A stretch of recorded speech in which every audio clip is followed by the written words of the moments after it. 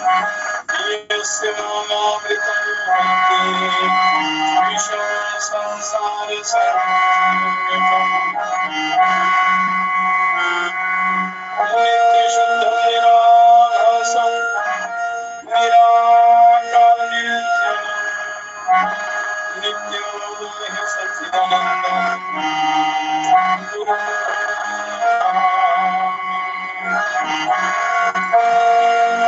मूर्ति मूलं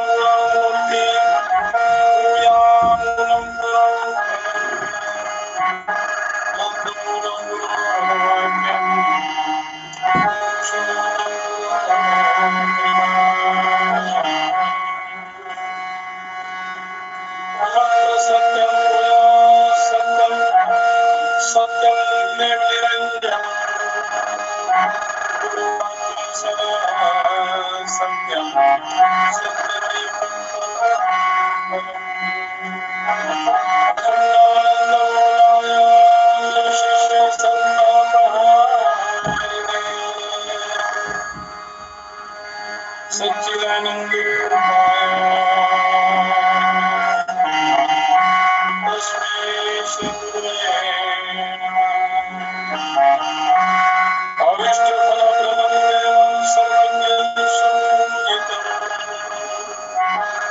अक्षमालाधरं शान्तं ब्रह्मणे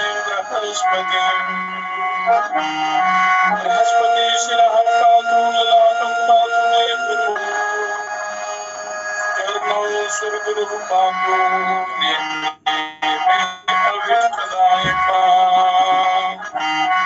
जीवः पातु सदाचार्यो नासाय वेदपारगः मुखं मे पातु सर्वज्ञो कण्ठे देवता गुरुः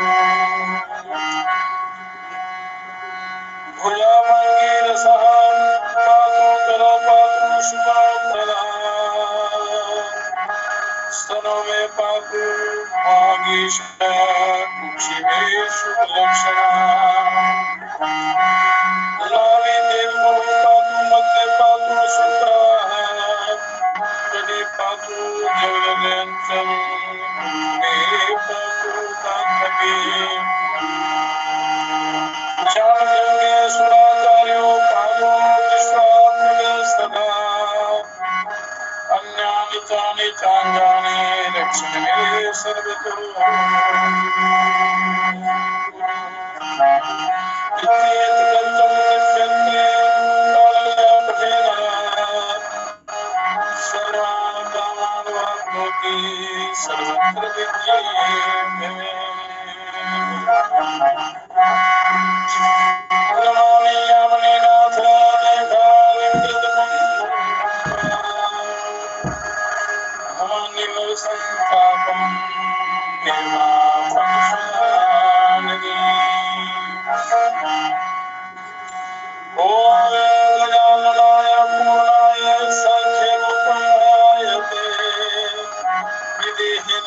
सर्वत्र संस्थिताय नमो नमः अव्ययाय च हेमं परशुधरकाय ते मूषिकवाहनाय विश्वेश्वराय नमो नमः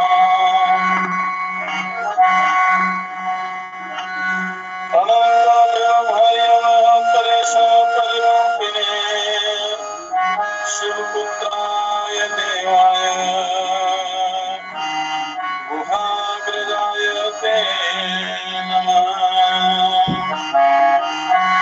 गुहात्रयाय ते नमः शिवपुत्राय देवाय गुहाग्रजाय ते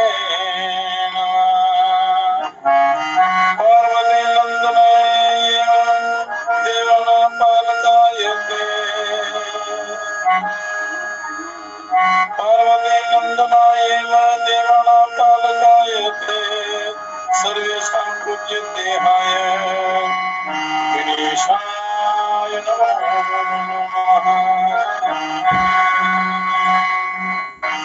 स्वानन्दवासने तुभ्यं शिवस्य कुलदेवता विष्णुवादीनां विशेषेण भूदेवाय ते नमः।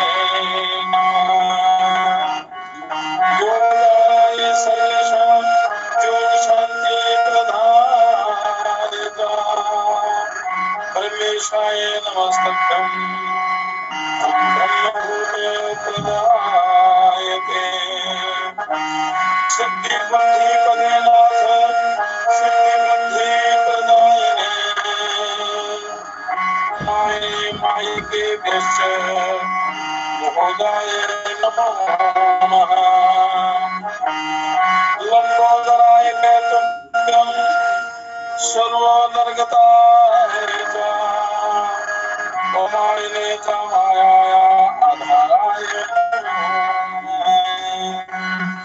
गजः सर्वस्य वीर्यं यत्तेन चिन्नेन विनभ यो विनस्तां प्रयान्ते तदाचारा भवन्ति ते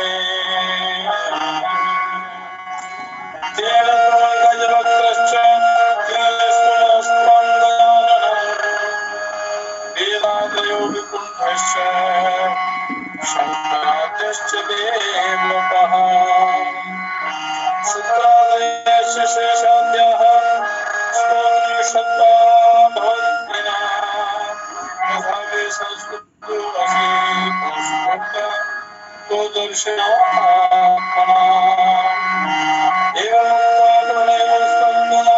शिवादया सातानुपात प्रीतात्मा भक्ति भावेन तोषिता भगवद्गीता सर्वं भवेत् शृण्वते चैव ब्रह्मभूत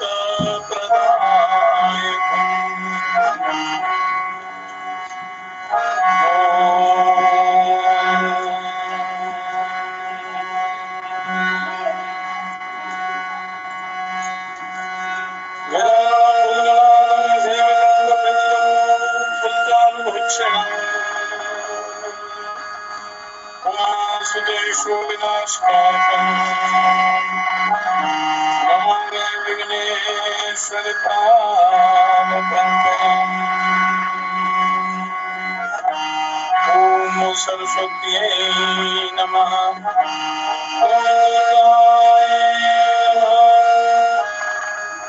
ॐ महिषासुरमर्दिन्यै नमः। ॐ निशुम्भशुम्भमर्दने प्रचण्डमुण्डमण्डिने वरेण्ये प्रकाशनीं भजामि विन्ध्यवासिनीं त्रिशूलमुण्डधारिणीं धराविघातहारिणीं गिरे गृहे गृहे निवासिनीं भजामि विन्ध्यवासिनीं दारिद्र्यदुःखहारिणीं सदा विमुक्तिकारिणीं वियोगशोकहारिणीं भजामि विन्ध्यवासिनीं लसत्सुलोचनं लससदेव वरप्रदं कपालशूलधारिणीं भजामि विन्ध्यवासिनीं करोमुदागदागदागरो शिवाय शिवप्रदायिनीं परापरानना शुभां भजामि विन्ध्यवासिनीं ऋषीन्द्रजामणि प्रदं त्रिधस्य रूपधारिणीं जले स्थले निवासिनीं भजामि विन्ध्यवासिनीं विशिष्टसृष्टिकारिणीं विशालरूपधारिणीं महोदरे विशालिनीं भजामि विन्ध्यवासिनीं पुरान्धिरादिसेवितं पुरारिपुरादिमनिषदण्डिनीं विशुद्धबुद्धिकारिणीं भजामि विन्ध्यवासिनीं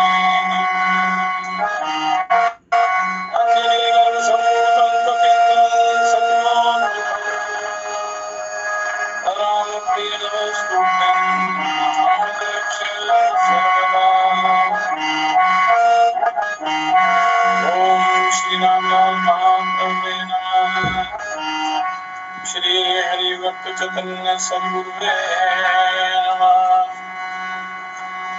ओम ब्रह्मणे नमः श्री नित्यानंद सद्गुरुवे नमः श्री चंद्रमौली सिद्धयोगिने नमः श्री जन्मानंद सिद्धयोगिने नमः ओम नमः शिवाय शांत सर्वदा पुण्यफला आयुर्बलं यशोधेहि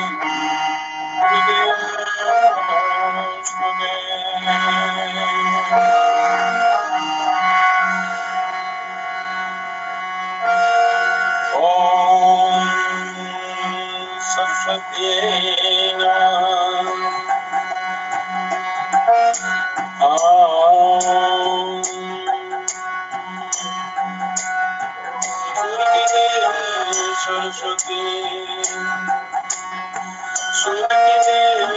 सरस्वती माँ सुर का ज्ञान सिखा दे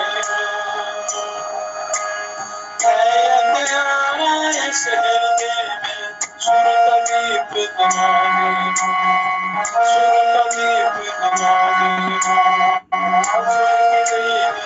सरस्वती माँ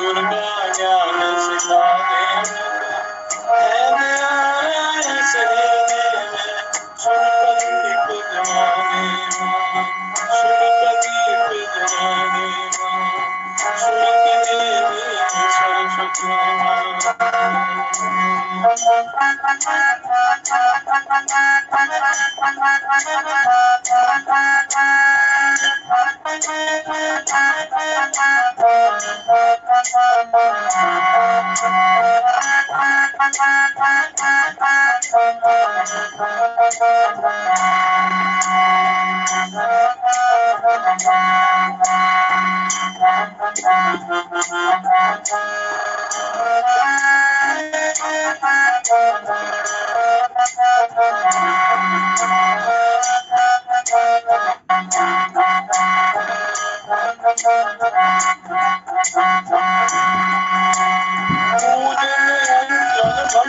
सब कुछ शब्द सुन अर्पण माता, पूजन अर्चन बंधन सब कुछ शब्द सुन अर्पण माता, प्रेम अकेला भेद में भगवत स्वीकार करुणा, शेर देवे स्वर्ग की खुदवाने माँ, सरस्वती माँ स्वर्ग ज्ञान सिखाने, शेर देवे स्वर्ग की खुदवाने माँ, स्वर्ग की खुदवाने माँ, सरस्वती माँ।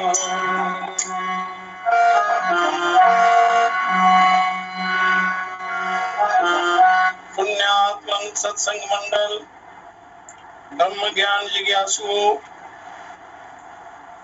आत्म कल्याण की जिज्ञासा रखने वाले महानुभाव,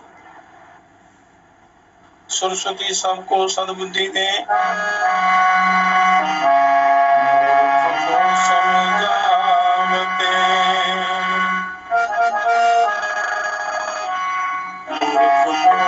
समझावते ज्ञान गांठ से जाए, कोयला हुए न योजना सोमन सा पुंगाए, कोयला हुए न योजना सोमन सा पुंगाए।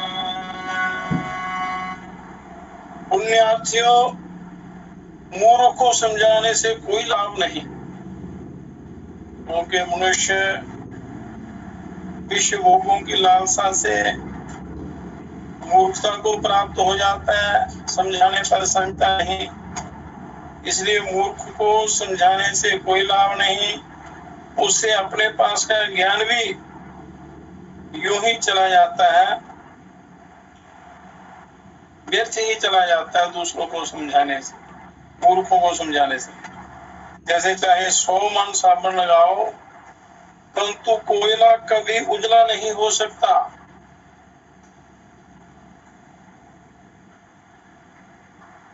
और इस प्रकार ही मूर्ख भी ज्ञानी नहीं हो सकता, मूर्ख कभी ज्ञानी नहीं हो सकता। इसलिए ये दिव्य ज्ञान जो है ये जिज्ञासु को दिया जाता है, श्रद्धालु को दिया जाता है। चर्चा करो तब जो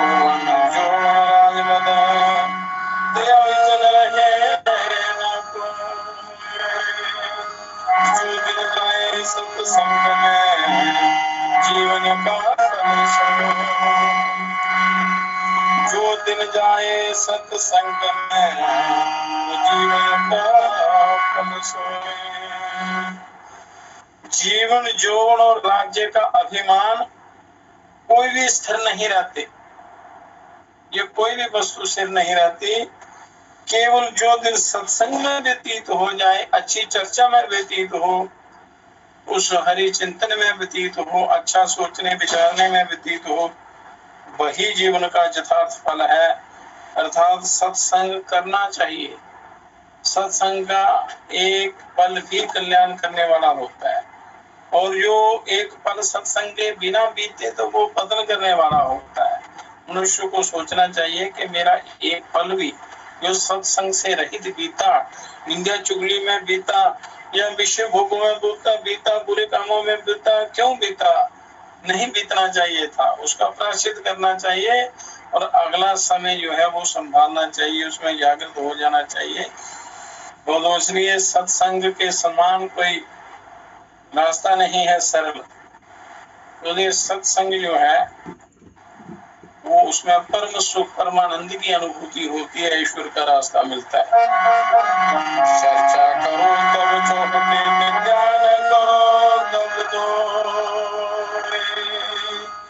ध्यान करो तब एक और ना दूजा, ध्यान करो तब एक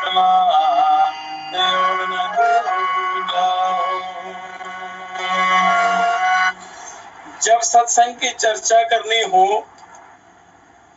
तो सबके सुनने के लिए उसे खुले मैदान में करो, सारे लोग सुने, सबको मार्गदर्शन मिले।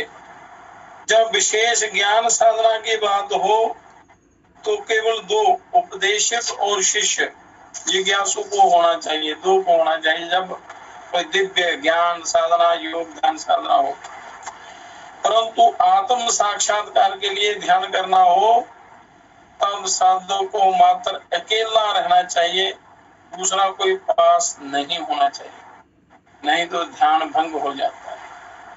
सत्संग करना हो तो खुले में सब लोग सुने। अगर कोई साधना संबंधी बात करनी हो, ज्ञान साधना की बात हो तो गुरु और शिष्य होना चाहिए। और जब आत्म साक्षात्कार करने के लिए ध्यान करना हो तो केवल ध्यान करने वाला ही होना चाहिए, उसके पास दूसरा कोई नहीं, तभी साधना सिद्ध होती है। सेवक सेवा में रहे कि सेवक कहिए, कहे कबीर सेवा बिना सेवक कहिए। सेवक वह है जो सेवा में, हृदय से सेवा में लगन रहे, सेवा में संलग्न रहे, सेवा में मगन रहे हृदय से, उसी को सच्चा सेवक जानना चाहिए, जो हृदय से सेवा करता है। और कबीर जी कहते हैं कि सेवा किए बिना कोई सेवक नहीं हो सकता। संत शास्त्र यही कहते हैं कि सच्ची सेवा के बिना कोई सेवक नहीं हो सकता, इसलिए सच्चा सेवक बनना है।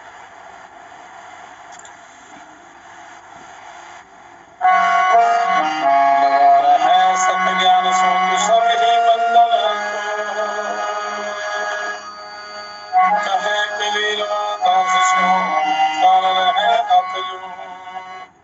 संसार के सब विषय बंधनों को तोड़कर जो सत्य ज्ञान के आचरण में लगा रहता है तो सदगुरु के उस दास से काल भी हाथ जोड़कर अलग रहता है, विघ्न क्लेश दूर रहते हैं, उसकी साधना सफल होती है। तो इसलिए सच्चे हृदय से शास्त्रानुसार, शास्त्रों की सम्मति के अनुसार अपना जीवन अपना पवित्र बनाना है और साधना करनी है। साधना के बिना शास्त्रों की सम्मति के अनुसार ये ब्रह्म ज्ञान प्राप्त करके उसमें अपने अभ्यास करना है, अन्यथा ये जीवन ऐसे ही व्यर्थ चला जाएगा।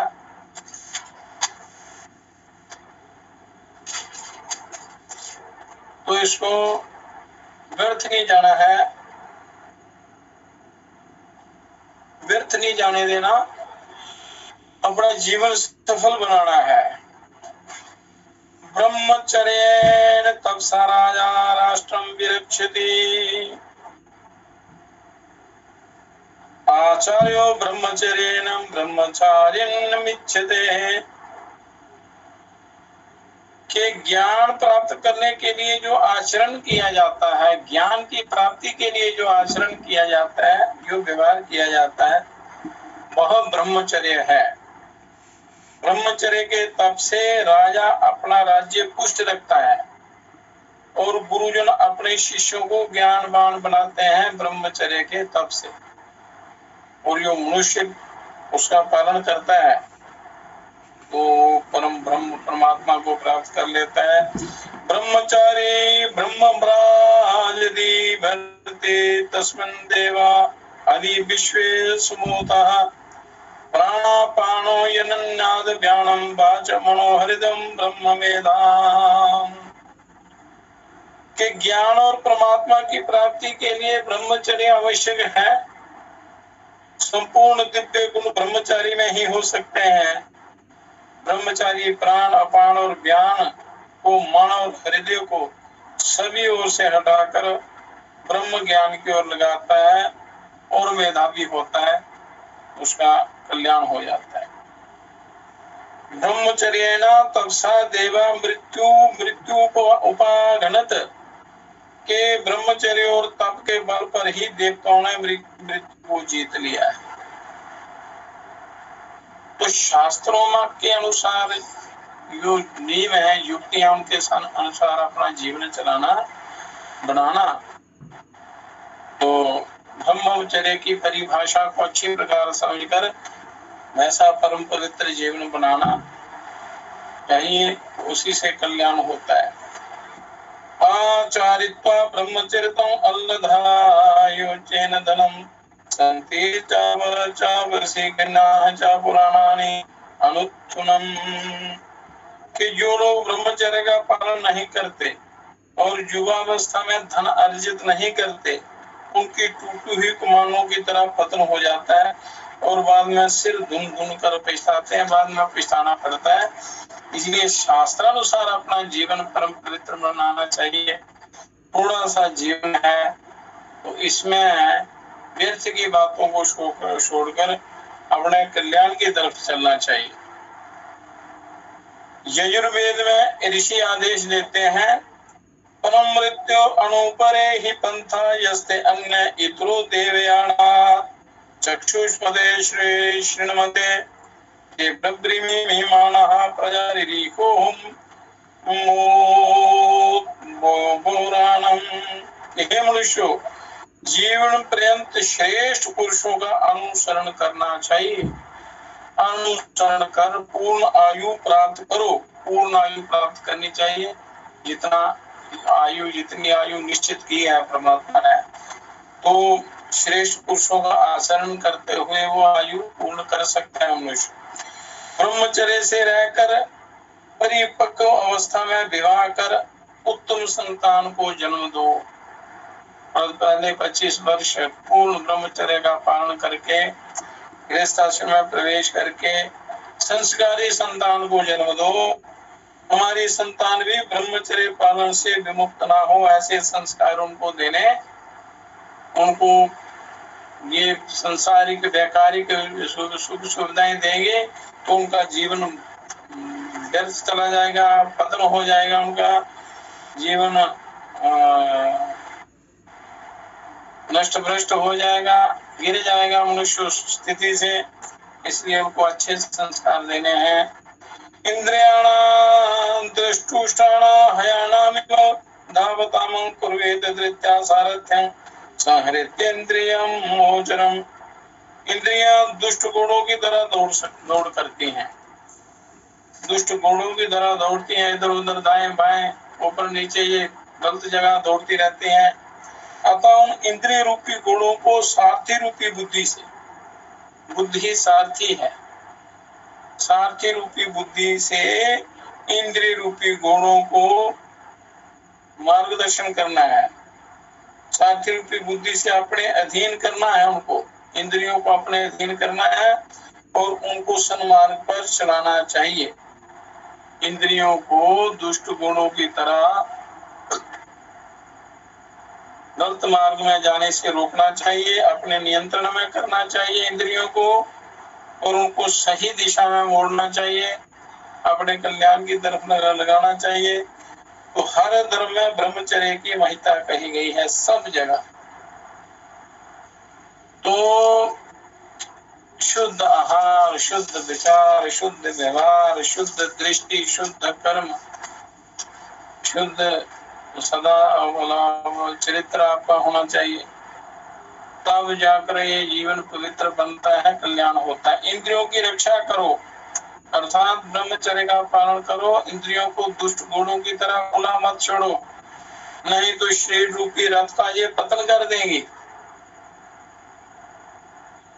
तो ब्रह्मचर्य की परिभाषा बड़े स्पष्ट शब्दों में ऋषि करते हुए कहते हैं कि बल, विद्या और संस्कारों की पूंजी को, बल, विद्या और संस्कारों की पूंजी को इकट्ठा करने के लिए बिखराव और क्षरण को रोककर, इसके बिखराव और इसको नाश होने को रोककर विचार शक्ति का एकीकरण, विचार शक्ति, शुद्ध विचार इकट्ठे करने, सुनियोजन और शरीर बल का संवर्धन किया जाए।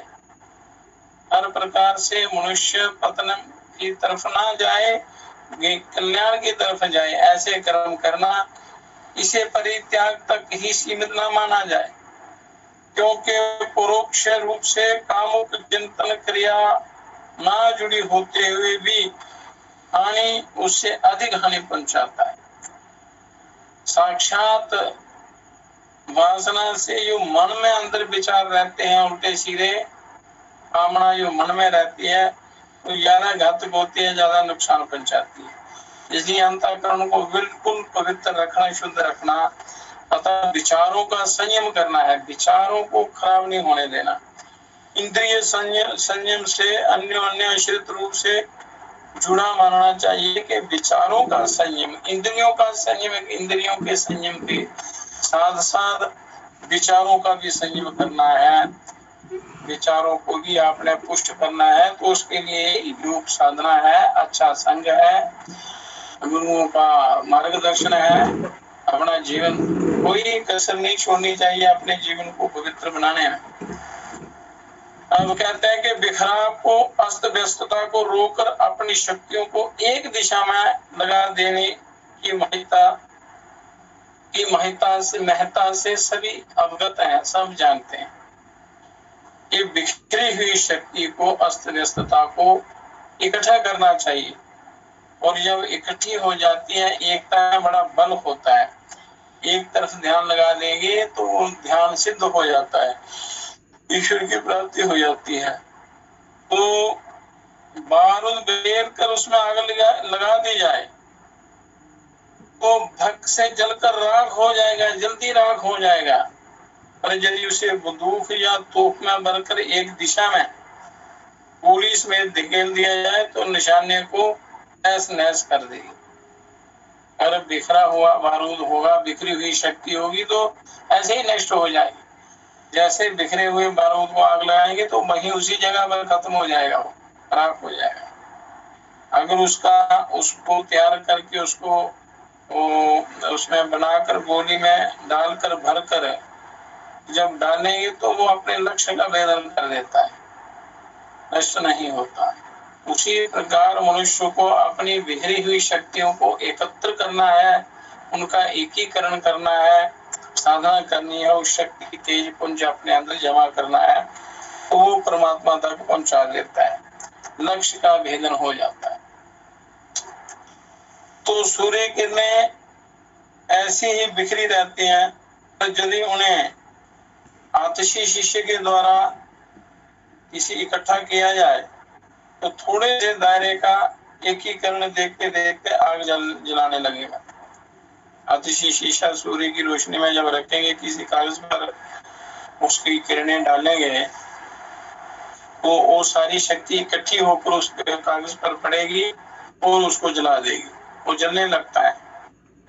उसकी प्रकार जब आप अपनी शक्तियों को इकट्ठा करेंगे तो आप इन शक्तियों के द्वारा उस परमात्मा को प्राप्त कर सकते हैं, अपना कल्याण कर सकते हैं। ढेरों भाप ऐसे ही उठती रहती है, पर यदि उसे रोककर एक नली विशेष से निर्धारित प्रयोजन के लिए नियोजित किया जाए तो रेलगाड़ी के ईंधन दौड़ने लगते हैं। भाप से बड़ी बड़ी रेलगाड़ियां, बड़े बड़े कारखाने भी चलते हैं भाप से। अगर खुला छोड़ दिया जाए तो भाप उड़ जाती है, कोई लाभ नहीं होता। अगर उसको तरीके से उसका उपयोग किया जाए बंद करके तो वो बड़ी बड़ी मशीनें, बड़ी बड़ी गाड़ियां, रेलगाड़ी तक चला देती है वो भाप। तो बरतने का तरीका है। तो मनुष्य शरीर के अंदर बहुत भारी शक्ति है, संपूर्ण ब्रह्मांड की शक्तियां इसके अंदर हैं। यदि ये ध्यान साधना के द्वारा उनको इकट्ठा करे और ईश्वर की तरफ लगा दे तो इसका कल्याण हो जाता है, परमात्मा मिल जाते हैं। नदियों में पानी निरंतर बहता रहता है, पर यदि बांध बनाकर किसी नहर द्वारा बहाया जाए तो सारे खेत जो है वो सिंचित हो जाते हैं। सिंचाई होने से उसमें प्रचुर मात्रा में फसल होता है, अन्न होता है, लोगों का कल्याण होता है, क्योंकि अन्न पर सभी प्राणी जीवित रहते हैं। तो हर वस्तु का अपना सदुपयोग करना है, हर चीज का सदुपयोग करेंगे तो वो कल्याण करने वाली होती है। उसका दुरुपयोग करेंगे, ऐसा व्यर्थ रहने देंगे तो वो पतन का कारण बनती है। ये सब बिखराव को रोकने, एक दिशा में प्रयोग करने की एकाग्रता के चमत्कारी परिणाम हैं। तो जब आप मन की एकाग्रता करेंगे तो आप सबसे बड़ी प्राप्ति उस परम ब्रह्म को प्राप्त कर लेंगे, आत्म तत्व को जान लेंगे। तो ध्यान के द्वारा, सत्संग के द्वारा वो एकाग्रता प्राप्त होती है, योग ध्यान के द्वारा, जिससे आप उस ब्रह्म को प्राप्त कर सकते हैं, जो सबसे बड़ा लक्ष्य है मनुष्य का, मनुष्य की जीवात्मा का, आत्म कल्याण का।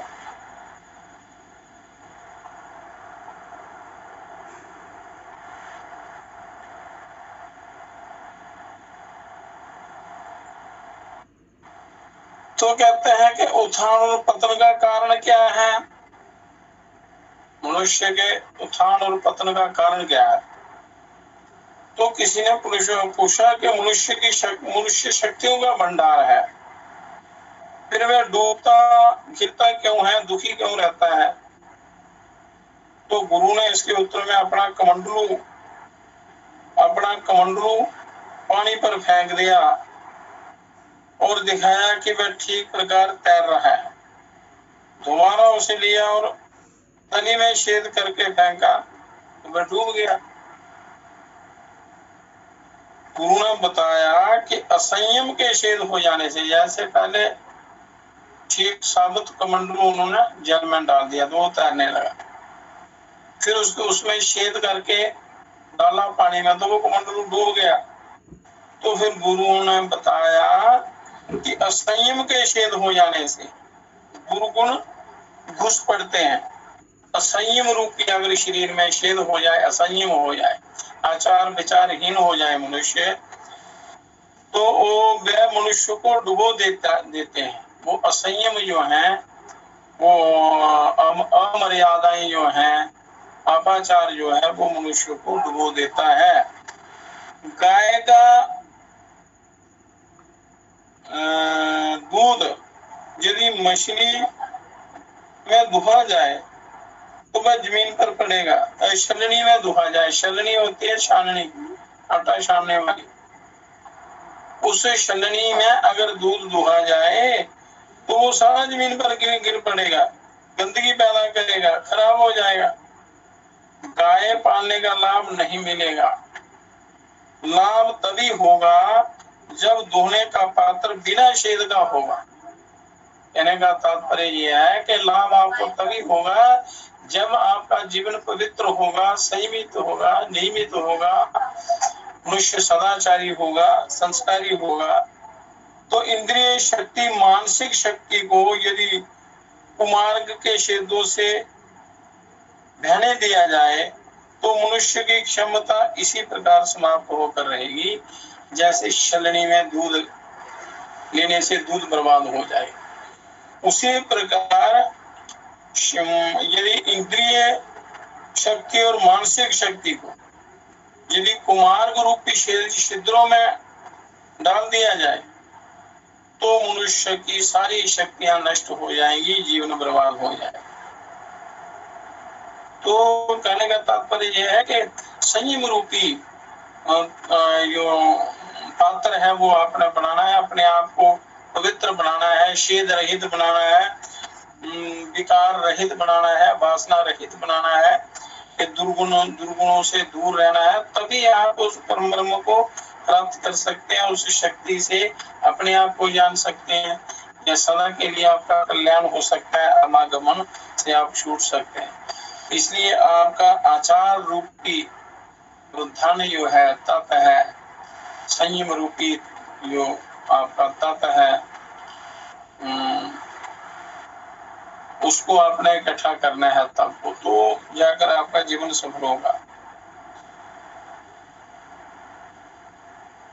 वासना के विष से बचें, क्योंकि वासना ही संसार है और वासना ऐसा भयंकर जहर है, अगर मनुष्य इसको लेना शुरू कर दे तो इसका पतन हो जाता है, सदा के लिए पतन हो जाता है। महाराजा जजाति वैसे तो बड़े ही विद्वान और ज्ञानवान राजा थे। महाराजा जजाति हुए बड़े ज्ञानवान और विद्वान थे, किंतु दुर्भाग्यवश उन्हें वासनाओं का रोग लग गया। वासनाएं जिसको लग जाए तो उसका पतन हो जाता है और वे उनकी तृप्ति में निमग्न हो गए, उनकी तृप्ति करते रहे, इंद्रियों के भोगों में लगे रहे। स्वाभाविक था कि ज्यों-ज्यों वे इस अग्नि में आहुति देते गए त्यों-त्यों वह और भी प्रचंड होती गई और शीघ्र ही वह समय आ गया जब उनका शरीर खोखला हो गया और शक्तियां डूब गई। उसी प्रकार मनुष्य यदि संयम का पालन ना करे, जीवन को संयमित ना बनाए, आचार विचार का ध्यान ना रखे, दुराचारी बन जाए, सदाचार का पालन ना करे, तो ये सारी शक्तियां समाप्त हो जाती हैं। तो राजा जजाति की समस्त शक्तियां उस वासना के चक्कर से क्षीण हो गई, शक्तियां बूढ़ी हो गई, सारे सुकृत खोए, सारा धर्म कर्म चला गया, बेटे के प्रति अत्याचारी प्रसिद्ध हुए, परमार्थ का अवसर खोया, मृत्यु के बाद युग युग के लिए गिरगिट की जोड़ी पाई, मतलब दुर्गति हुई केवल वासना के उससे, किंतु वासना की पूर्ति नहीं हो सकी, क्योंकि ये वासना की तरफ जो जो जाएगी ये बढ़ती चलेगी और आपको गहरे गर्त में डाल देगी। पांडु जैसे बुद्धिमान राजा पीलिया रोग के साथ वासना के कारण ही अकाल मृत्यु को प्राप्त हो गए। शांतनु जैसे राजा ने बुढ़ापे में वासना के वशीभूत होकर अपने देवव्रत भीष्म जैसे महान पुत्र को गृहस्थ सुख से वंचित कर दिया। विश्वामित्र जैसे तपस्वी और इंद्र जैसे देवता वासना के कारण ही व्यभिचारी और तापभ्रष्ट हुए, होने के कारण पातकी बने, महापापी बने और उनको सजा भी मिली सबको। वहां से सीखना चाहिए। वासना का विषय निस्संदेह बड़ा भयंकर होता है और जिसके शरीर का शोषण हो जाता है उसका लोक प्रलोक देता है उसको। इस विष से बचे रहने में ही मनुष्य का मंगल है। इस विष वासना रूपी जहर से आपको बचना है। बचने का साधन है सत्संग, शास्त्रों का श्रवण, अच्छी संगति, अच्छी चर्चा, अच्छे विचार, अच्छा खान पान। हनुमान जी ब्रह्मचर्य का व्रत पालन करने के कारण कितने बलिष्ठ थे। लंका दहन के उपरांत समुद्र में उन्होंने कूद कर वो स्नान किया तो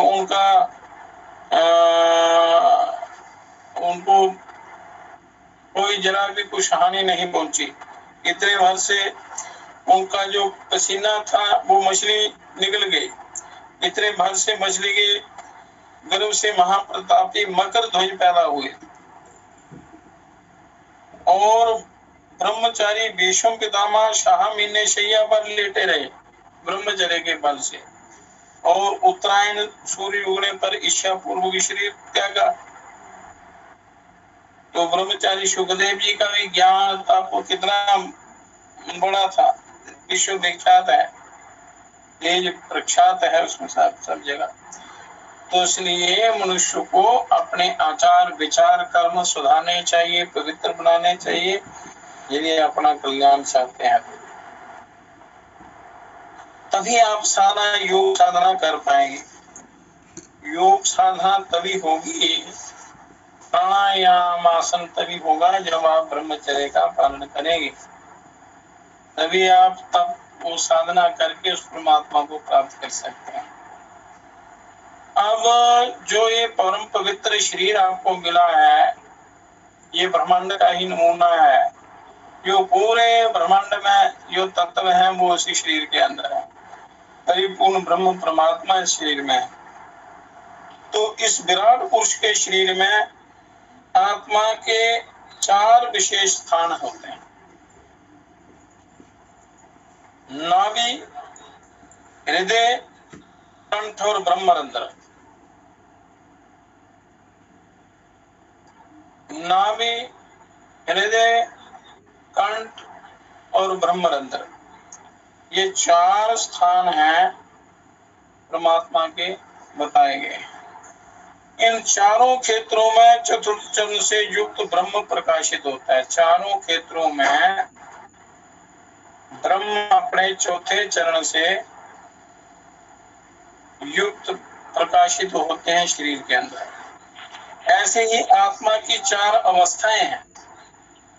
आत्मा की जैसे ही परमात्मा के चार स्थान हैं, ऐसे ही आत्मा की भी चार अवस्थाएं हैं।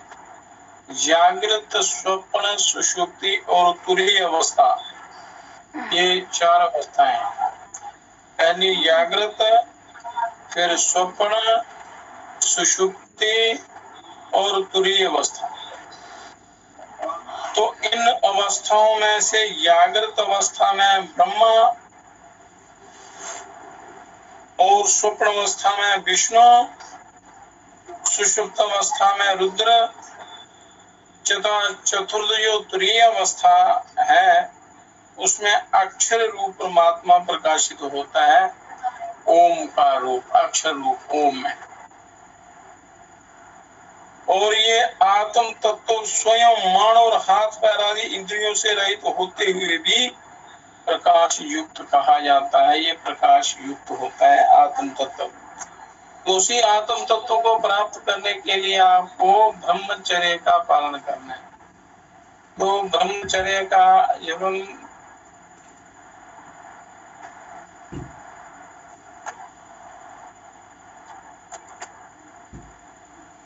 ब्रह्मचर्य पर संयमित जीवन बनाना है, अपना पवित्र शास्त्र अनुसार अपने जीवन को बनाना है, तब आप इस साधना को कर पाएंगे, अंदर रहने वाले परमात्मा को देख पाएंगे। नाभि, हृदय, कंठ और ब्रह्मरंध्र परमात्मा के चार स्थान हैं। तो आत्मा की भी चार अवस्थाएं हैं, जागृत, स्वप्न, सुषुप्ति और तुरीय अवस्था।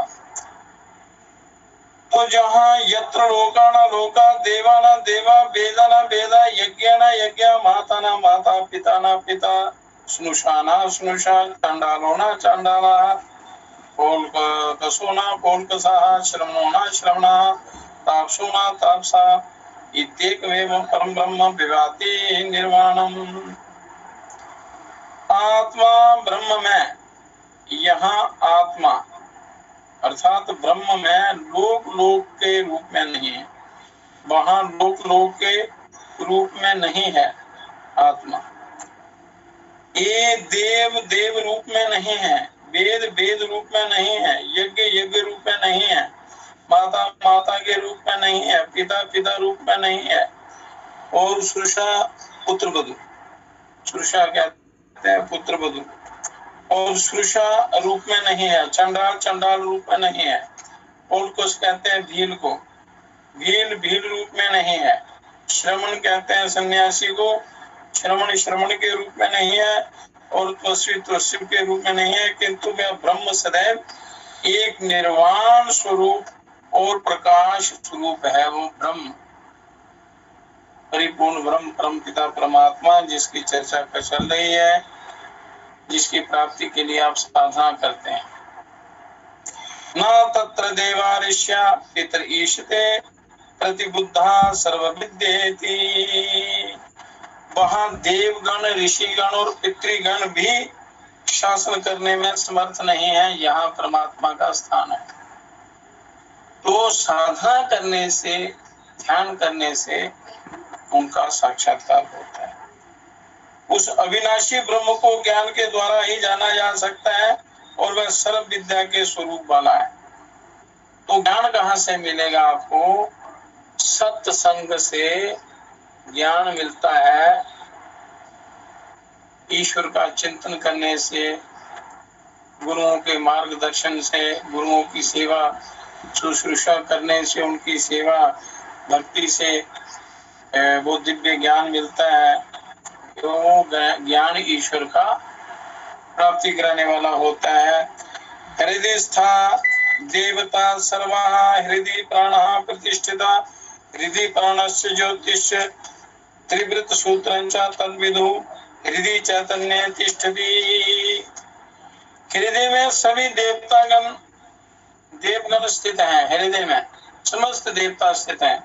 हृदय में प्राण भी हृदय में निवास करता है और हृदय में ही प्राण तथा ज्योति भी प्रतिष्ठित है। हृदय में ही।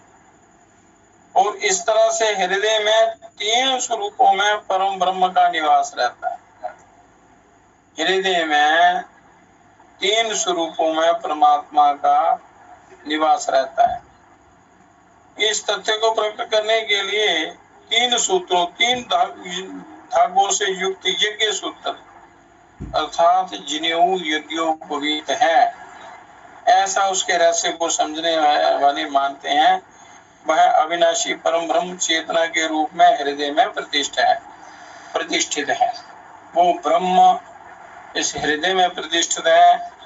इसलिए मैं हृदय में ध्यान करने को कहते हैं कि यदि आप हृदय को केंद्र बनाकर प्राणायाम करेंगे, ध्यान करेंगे, तो हृदय में से ही आपका कल्याण हो जाएगा और हम सीधे परमात्मा में मिल जाएंगे। पर इसमें साधना करनी पड़ती है, ध्यान करना पड़ता है, अभ्यास करना पड़ेगा।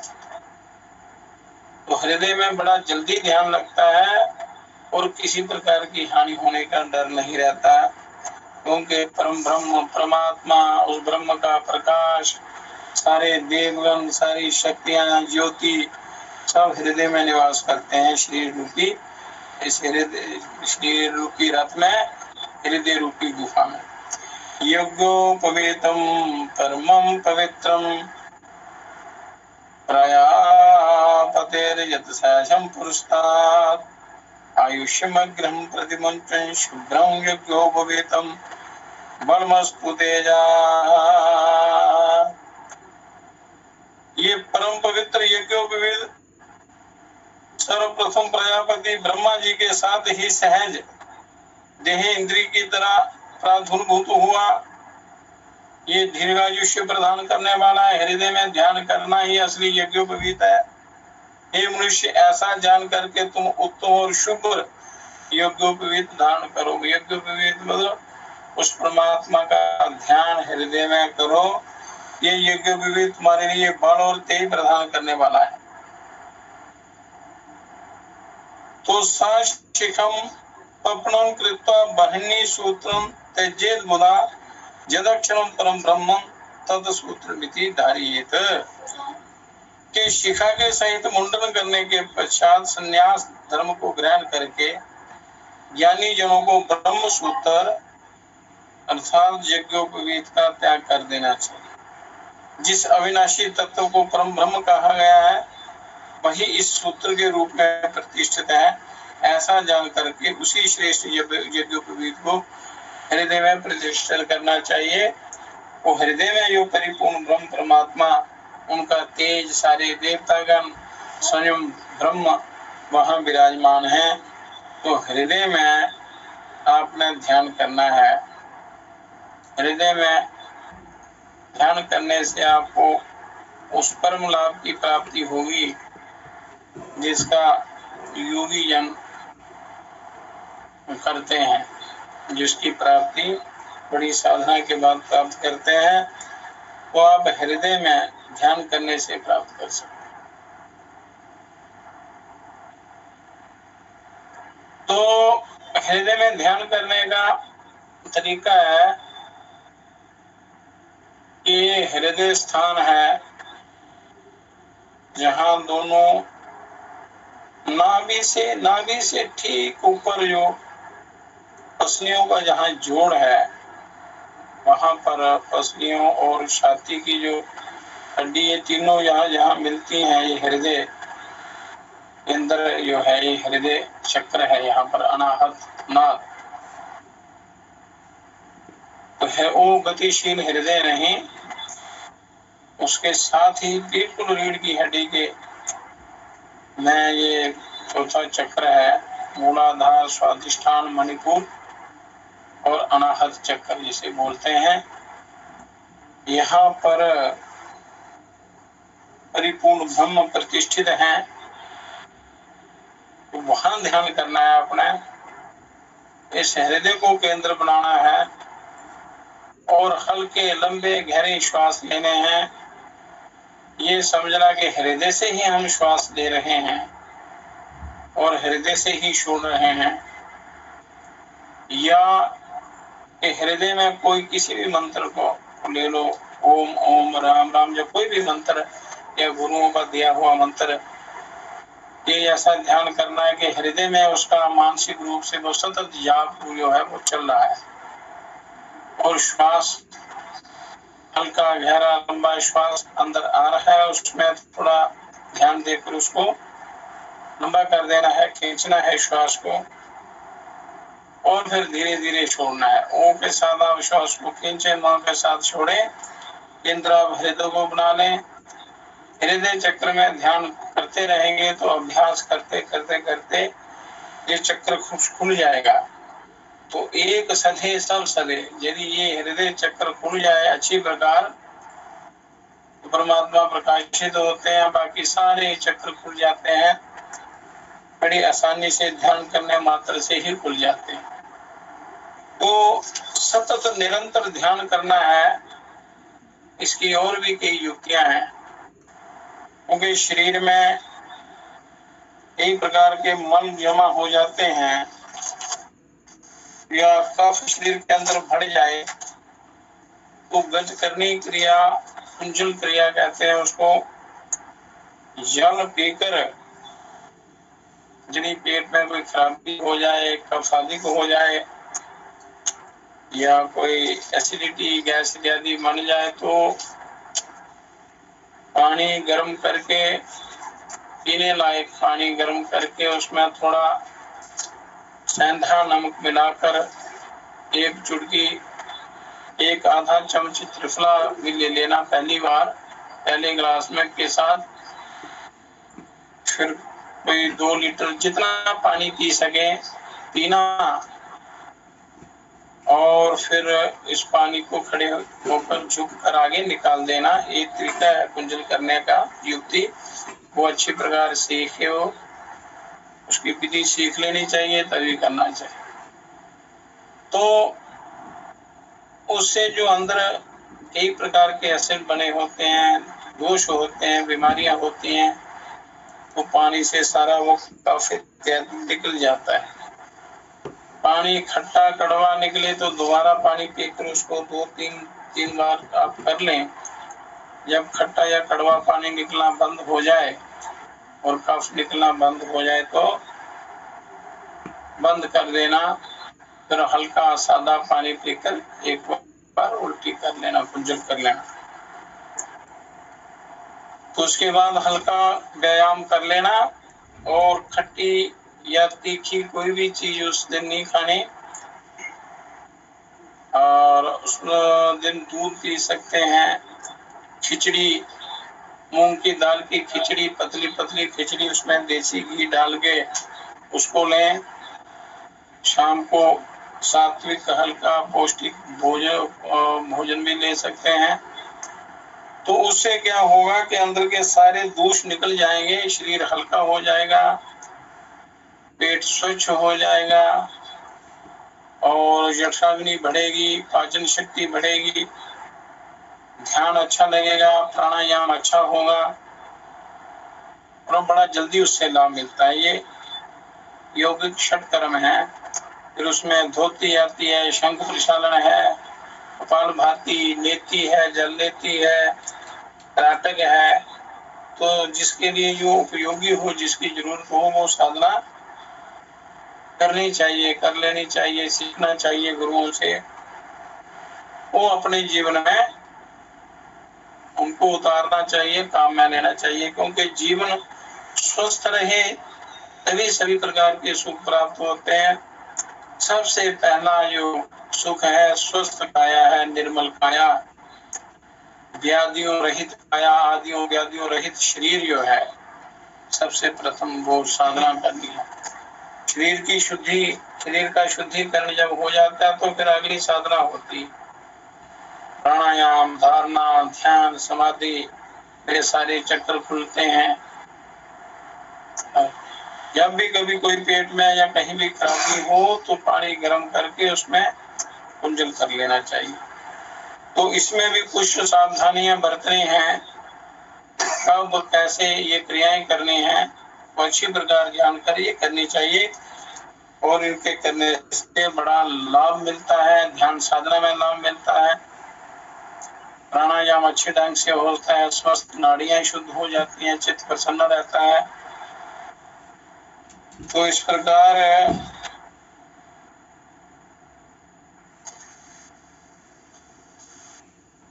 मनुष्य को ये जीवन पवित्र बनाना चाहिए। इतना ज्ञान और इतने साधन शास्त्रों में भरे पड़े हैं मनुष्य के कल्याण के लिए, तो अपने कल्याण में देरी नहीं करनी चाहिए, लेट नहीं करना चाहिए, क्योंकि फल आपका बड़ा कीमती है। तो व्यर्थ की बातों में मनुष्य अपना जीवन बर्बाद कर देता है,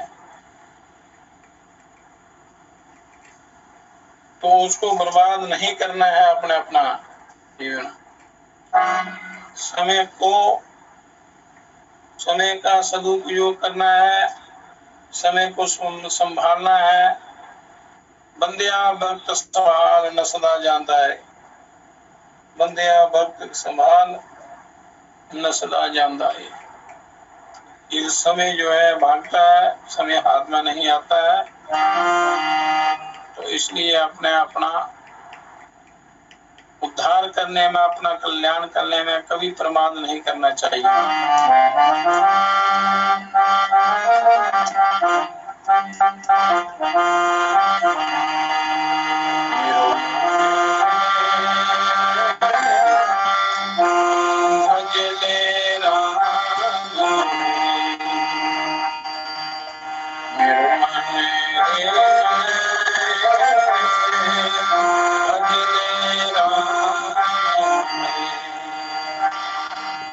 उस प्रभु का चिंतन कर लेना चाहिए, अन्यथा समय हाथ नहीं आएगा। मनुष्य विश्व भोगी भोग रूपी जाल में फंसा हुआ है, सोया हुआ है, वासना रूपी इस माया में फंसा हुआ है, मोह रूपी निद्रा में सोया हुआ है, संसार के विषय विकारों में सब कुछ भूल चुका है। तो शास्त्र, वेद, वेदांत सब कहते हैं, समस्त शास्त्र के क्यों सो रहा मुसाफिर, बीती है रैन सारी, अब जाग के चलन की कर ले सभी तैयारी।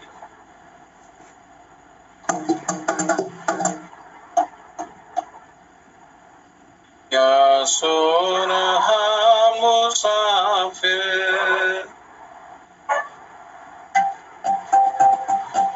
बीती है रैन सारी,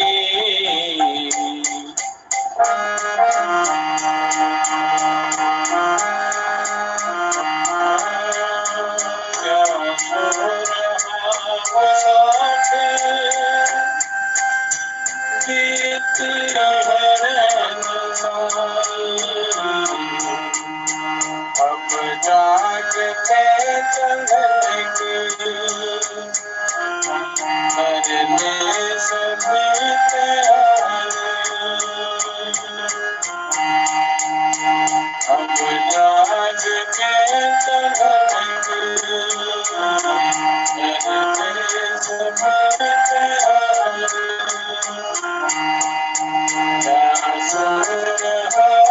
सभी तैयारी।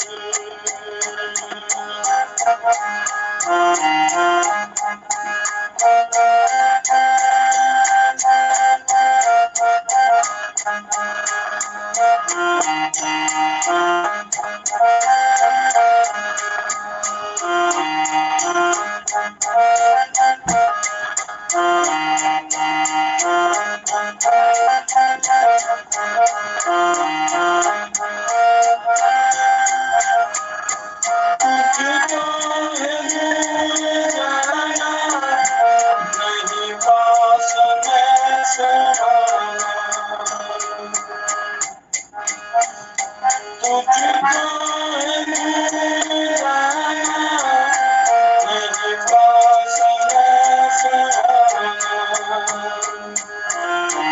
आगे नहीं ठिकाना, मोरे बड़ी कुमारी, अब जाग में करने सभी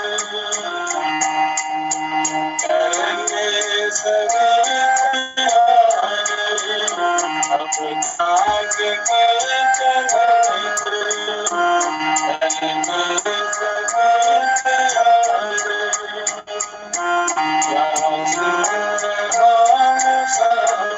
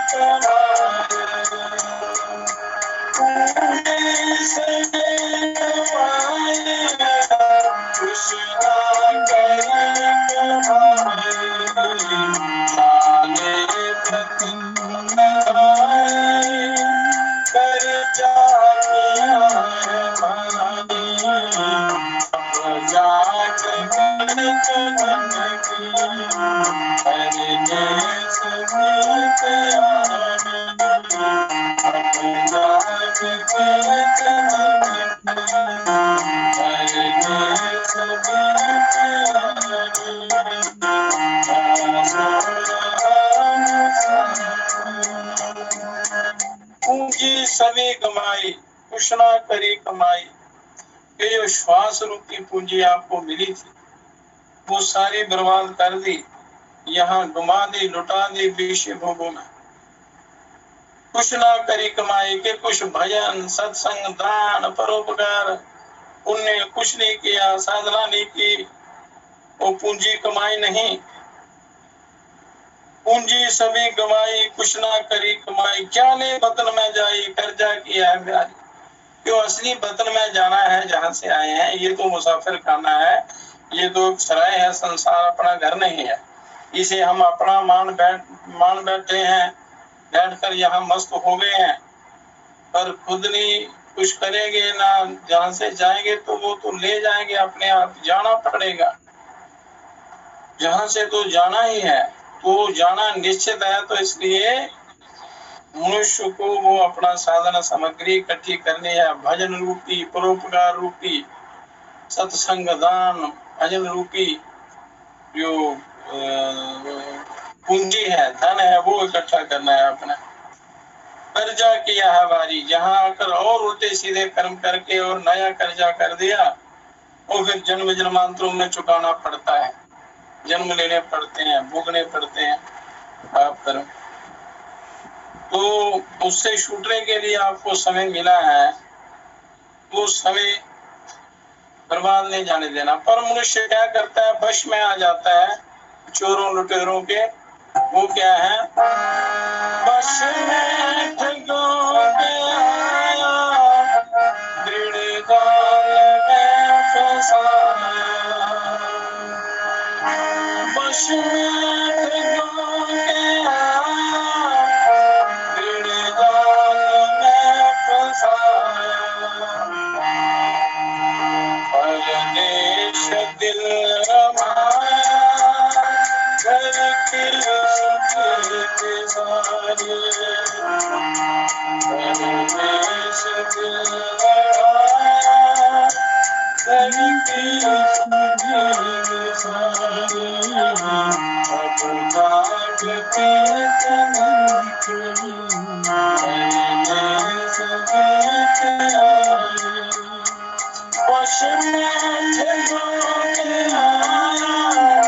उठा के क्या है? काम, क्रोध, लोभ, मोह, वासना, तृष्णा, आशा। बस में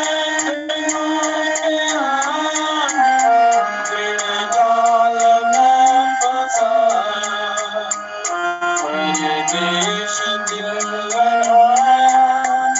ये परदेश है, ये अपना देश नहीं है। ये देश नहीं हो अपना, ये देश, ये देश अपना देश नहीं है, ये अपना स्थान नहीं है। ये तो धर्मशाला है, इसको छोड़कर जाना है। पर विषय भोगों के चक्कर में फंसकर, इन माया जाल में फंसकर मनुष्य यहीं पक्का रहने की सोचता है। घर की स्तुति विसार दी, मतलब जो असली घर है, जहाँ जाना है, उसका ख्याल ही बुला दिया।